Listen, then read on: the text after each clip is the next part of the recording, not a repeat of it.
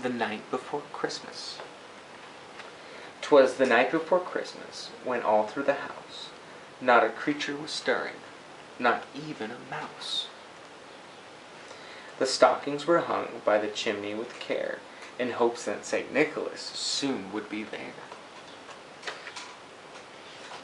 The children were nestled all snug in their beds, while visions of sugar plums danced in their heads. And Mamma in her kerchief, and I in my cap, had just settled our brains for a long winter's nap. When out on the lawn there arose such a clatter, I sprang from my bed to see what was the matter. Away to the window I flew like a flash, tore open the shutters, and threw at the sash. The moon on the breast of the new-fallen snow gave the luster of midday to objects below, when what to my wondering eyes should appear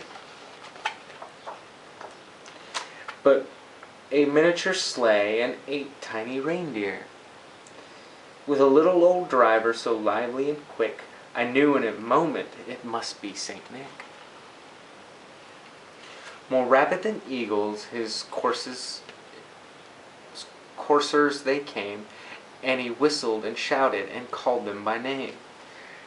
Now Dasher, now Dancer, now Prancer and Vixen, on Comet, on Cupid, on Donner and Blitzen, to the top of the porch, to the top of the wall, now dash away, dash away, dash away all. As dry leaves that before the wild hurricane fly, when they meet with an obstacle, mount to the sky, so up to the housetop the coursers they flew, with a sleigh full of toys, and St. Nicholas too.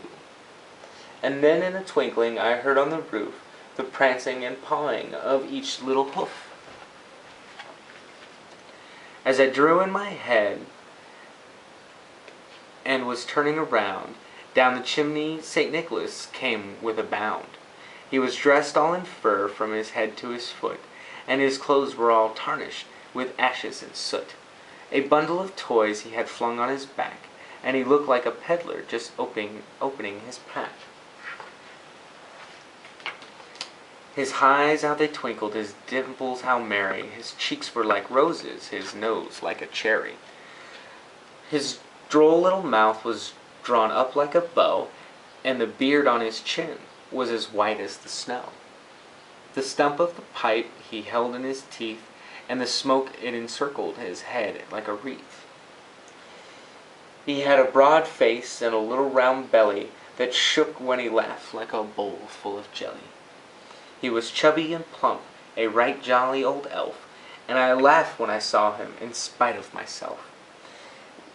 A wink of his eye and a twist of his head soon gave me to know I had nothing to dread. He spoke not a word, but went straight to his work, and filled all the stockings when he turned with a jerk, and laying his finger aside his nose, and giving a nod up the chimney he rose. He sprang to his sleigh, to his team gave a whistle, and away they all flew like the down of a thistle. But I had heard him exclaim ere he drove out of sight, Happy Christmas to all, and to all a good night.